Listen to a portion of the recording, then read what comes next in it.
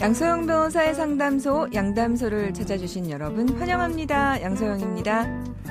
A씨는 가사도우미 B씨에게 이른바 성노예 계약서를 내밀었습니다. 평소 가사도우미의 일처리가 흡족하지 않다는 이유에서였는데요. A씨가 제시한 계약서에는 나는 평생 몸과 육체를 바치고 산다. 당신의 영원한 노예가 될 것을 약속한다. 상식적으로 납득하기 힘든 내용들이었습니다. A씨는 계약서에 서명을 하지 않으면 가사도우미 파견업체에 컴플레인을 제기해 일을 못하게 하겠다며 그녀를 압박했는데요. 이 사건 과연 어떻게 됐을까요?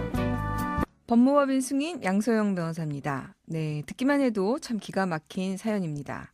가사도우미 피해자 B씨는 강압적인 A씨 태도에 겁을 집어먹고 집을 빠져나가려고 했는데요. A씨는 B씨의 허리를 잡고 벽에 밀치는 등 10분간 집 밖으로 나가지 못하게 막기도 했다고 하네요.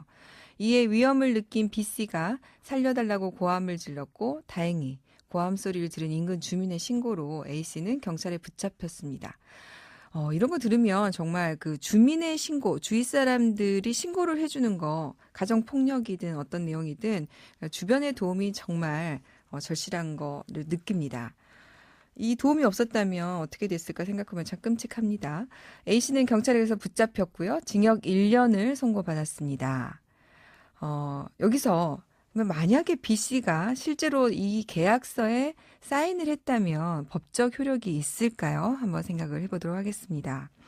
이런 계약서, 성노예 계약서, 신체 포기 각서 가끔 저희가 기사로 나오기도 하는데요. 자, 이런 거는 당연히 법적 효력이 없죠. 민법에 따라서 반사회질서 법률 행위는 무효이기 때문입니다. 선량한 풍속, 기타 사회질서에 위반한 사항을 내용으로 하는 거는요, 법률적으로 효력이 없습니다. 그리고 또 당사자의 궁박, 경솔 또는 무경험으로 인해서 현저하게 공정을 잃은 법률 행위는 또한 무효입니다. 지금 이런 경우는 당사자의 궁박 상태를 이용했다고 볼 수가 있겠죠. 또 해악을 가하겠다고 위협해서 공포심을 일으키게 한 경우 강박에 의한 의사표시로도 볼 수 있기 때문에 이런 경우는 또 당연히 취소도 가능합니다. 혹시나 이런 상태에 빠져서 어쩔 수 없이 사인을 하게 되신 분들이 있으시다면 이에 대해서 나중에 효력이 없기 때문에 이것을 지켜야 하는 것은 아니냐 하고 두려움에 떠시는 경우 이런 상황에 처하신 분들이 있다면 이 부분은 무효이니까 그럴 필요가 없다고 안심하셔야 될 것 같습니다. 양담소에서 함께 나눠볼 법률 궁금증이 있으시다면 YTN 라디오 양소영 변호사의 상담소 홈페이지에 남겨주시면 됩니다. 화나고 답답하고 억울한 당신의 법률 고민 함께 풀어볼게요. 네, 오늘은 강효원 변호사님과 함께 하겠습니다. 변호사님 안녕하세요. 안녕하세요. 강효원 변호사입니다. 네, 제가 앞에 사연 하면서 막 화났어요. 저도 화가 났습니다. 그죠? 네. 네, 읽으면서 막 화가 났어요. 네. 네. 참 기가 막힌 일들이 너무 많습니다. 네. 우리 강 변호사님은 양육비 관련 전문가이시잖아요. 네. 네. 이거 관련해서도 화나는 일 많죠. 너무 화가 납니다. 네. 네. 그래도 다행히 얼마 전에 양육비 이행 확보 관련해서 법 개정이 됐습니다. 네. 좀 화가 풀리시죠? 네, 조금 최근에 굉장히 기뻤습니다. 사실 네. 개정안 통과돼서. 설명 좀 부탁드릴게요. 간단히 네. 소개 좀 해주세요. 네, 지금 이 개정안은 이제 감치명령까지 받고도 양육비를 이행하지 않은 경우에는 출국 금지, 운전면허는 저번에 통과됐듯이 유지되고요. 또 형사처벌까지 가능해졌습니다. 형사처벌은 1,000만 원 이하 벌금부터 또 최대 1년 이하의 징역까지 가능해졌습니다. 네. 그러게요. 이게 좀 실효성 있게 좀 운영이 됐으면 하는 바람이고 사실은 아직도 좀 약한데 네, 좀 더 세게 됐으면 좋았을 뻔했습니다. 자, 오늘 또 준비된 사연 들어보고 얘기 나눠보도록 하겠습니다. 저는 5년 전 이혼했습니다. 전 남편은 술과 게임에 빠져 있었고 외박을 일삼더니 결국 집에 들어오지 않았죠. 어린 딸이 있었지만 가족에게 아무 관심이 없었습니다. 결국 저는 남편을 상대로 이혼 소송을 진행해서 이혼 판결을 받았습니다. 이혼 후 저는 일을 하면서 아이를 힘들게 키우던 중 새로운 인연을 만나게 되었습니다. 그와 조심스럽게 교제를 시작했는데요. 그 사람은 저를 생각하는 마음뿐 아니라 딸아이를 생각하는 마음도 진심입니다. 아이를 정말 예뻐하고 딸도 잘 따르고 아저씨를 좋아합니다. 그 사람은 제게 결혼을 하자며 제 딸아이도 자신의 딸처럼 키우겠다는데요. 다시 상처받을까봐 재혼을 꿈도 안 꿨지만 아이를 위해서 아빠라는 존재가 필요할 것 같다는 생각이 들어 재혼을 결심했습니다. 그런데 법적으로 궁금한 것들이 있습니다. 딸과 그 사람과의 관계가 친밀하고 둘 다 입양에 동의하는 상황인데요. 재혼하고 입양한 후에도 전 남편에게 양육비를 청구할 수 있을까요? 또 전 남편에게는 빚이 많은 상황인데요. 전 남편의 사망 후 그 빚을 딸아이가 상속받게 되는 건지도 궁금합니다. 네, 재혼을 앞두고 궁금한 점이 많으신 것 같아요. 하나씩 풀어보도록 하겠습니다. 우리 강효은 변호사님이 아마 잘 설명해 주실 수 있으실 것 같습니다. 자, 재혼 후 남편이 자녀를 입양하더라도 친부에게 양육비 청구가 가능한지 질문을 주셨습니다. 가능한가요? 일단 가능합니다. 입양에는 일반 입양이 있고 친양자 입양이 있는데 만일 일반 입양을 하신 경우라면 양육비 청구를 하실 수 있습니다. 아, 네. 그러면은 일반 입양과 친양자 입양의 경우가 차이가 있다는 말씀이군요. 예, 그렇습니다. 가장 크게 보면 일반 입양은 입양 전에 친족 관계를 유지하면서 입양을 하는 것을 말하고 친양자 입양은 입양 전에 친족 관계를 종료하면서 입양을 하는 것을 말합니다. 좀 더 설명을 드리면 요건도 좀 다른데요. 일반 입양은 양자가 꼭 미성년자여야 할 필요는 없는데 친양자 입양은 일단 미성년자여야 합니다. 또 3년 이상 혼인 중인 부부로서 공동으로 입양해야 하고 다만 부부 한쪽이 상대방의 자녀를 친양자로 입양할 경우에는 1년 이상이면 되고 또 친생부모의 동의가 있어야 되는데 친양자 입양은 이렇게 요건을 다 갖추더라도 법원에서 봤을 때 친양자 입양이 적당하지 않다고 보면 기각할 수도 있습니다. 네.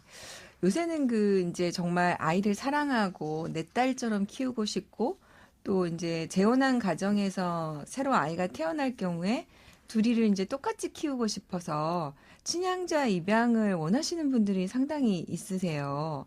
그런데 이제 변호사님 말씀처럼 이게 이제 늘 되는 건 아니고 법원에서 이제 인정을 해줘야 되는데, 이 경우에 이제 그러면은 가족관계 등록부에 친자식으로 기재가 되니까 이 경우에 그러면은 그 전에 부모님하고 단절이 된다는 말이네요. 예, 그렇습니다. 네. 이 경우에 그러면 친권자는 그러면 새로운 입양 부모가 되는 겁니까? 예, 친권자는 뭐 친양자든 일반 입양이든 다 그 입양한 부모가 친권자가 되는 건데 네. 이제 뭐 양육비나 면접교섭이나 뭐 상속 이런 부분에서 좀 이제 차이가 날 수 있습니다.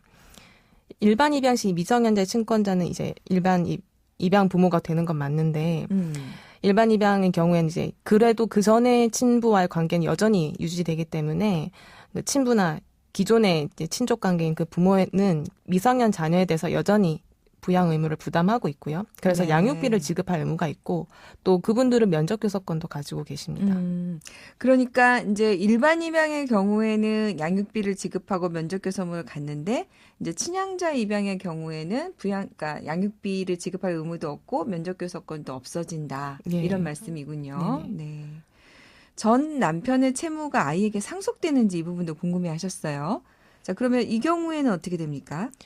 일반 입양의 경우라면 친부나 친모가 사망할 때 상속인이 됩니다. 네. 다만 친양자 입양이 된 경우라면 상속인은 되지 않고요. 이것도 달라지는군요. 네네. 네. 또 일반 입양된 사람은 친부모와 양부모에 대한 상속권 또 모두 가지고 있습니다. 양쪽 다. 예, 예. 네. 또 근데 반면에 친양자 입양이 된 경우에는 친양자 입양 확정될 때 이미 그 전에 친족 관계가 종료되기 때문에 친부나 친모에 대한 상속권은 갖지 않습니다. 네. 제가 그러면 이제 우리 사연으로 돌아가서 사연 속의 이야기처럼 그러면 전 남편에게 채무가 많은 경우에는 이럴 경우에는 어떻게 하는 게 좋을까요? 상속 재무가 많아서 결국 상속 재산이 마이너스라면 반드시 사망한 사실 안날로부터 3개월 내에 한정 승인이나 상속 포기를 반드시 신청하시면 될 것 같습니다. 네. 지금 그러면은 이게 이제 남편이 채무가 많은 경우인데요. 이럴 경우에도 남편에게 양육비를 청구하면 양육비가 나옵니까? 예, 아무리 뭐 무직이거나 소득이 없거나 채무가 많다고 해도 그렇다고 자녀가 크지 않는 것은 아니기 때문에 법원에서 정한 최소한의 양육비는 그래도 지급하라고 나오고 있습니다. 그걸 많이들 궁금해 하시더라고요. 그러니까 남편이 소득이 없는데도 양육비가 나오는지를 네. 궁금하는데 최소 금액이 어느 정도 금액이 나옵니까? 실무를 하다 보면 요즘의 최소 금액은 정말 월 20만 원 정도가 네. 정말 최소 금액인 것 같습니다. 네. 그럼 자녀가 중학생, 고등학생의 경우에는 조금 더 나옵니까? 예. 조금 더 나오는데 뭐 30만 원, 35만 원? 네. 네. 그 정도 그럼 아이가 어릴 때는 20만 원, 그러니까 소득이 없어도 그 네. 정도는 나온다는 말씀인 거죠. 네네. 네. 그러면은 상대방의 소득이 없어도 하여간 포기하지 않고 청구를 해봐야 되겠군요. 예. 네. 재혼가정이 늘어나면서 재혼가정 자녀 상속 문제도 많이들 궁금해 하십니다. 좀 설명 좀 부탁드릴까요? 만약에 이 재혼가정 자녀분이 재혼하신 그 부부 사이에서 친족 관계가 인정이 된다. 뭐 입양이든 아니면은 어려서 바로 뭐 출생신고를 하셨든 이러면 이제 상속을 받으실 수가 있는데 뭐 그런 관계가 없고 법률적인 그런 친족 관계가 인정되진 않고 그냥 부부 사이에서만 재혼을 하신 거라면 상속이 어렵고요. 다만 이제 재혼 배우자 서로 간에서는 법률상 배우자로 인정되기 때문에 상속이 가능합니다. 네. 네, 변호사님 오늘 자세한 말씀 감사드리고요. 마지막으로 이제 요번에 법 개정된 거와 관련해서 많은 분들이 이게 이제 바로 형사처벌이 되고 바로 뭐 출국 금지가 되는 것처럼 생각하고 계시는 것 같아요. 네. 그래서 그거 조금 설명 좀 부탁드리겠습니다. 네, 이번에 운전면허도 그렇고 형사처벌 출국 금지까지 모두 2021년 내년 6월이 되어야 이제 시행되는데요. 근데 이게 뭐 양육비를 이행하지 않았다고 바로 신청할 수 있는 건 아닙니다.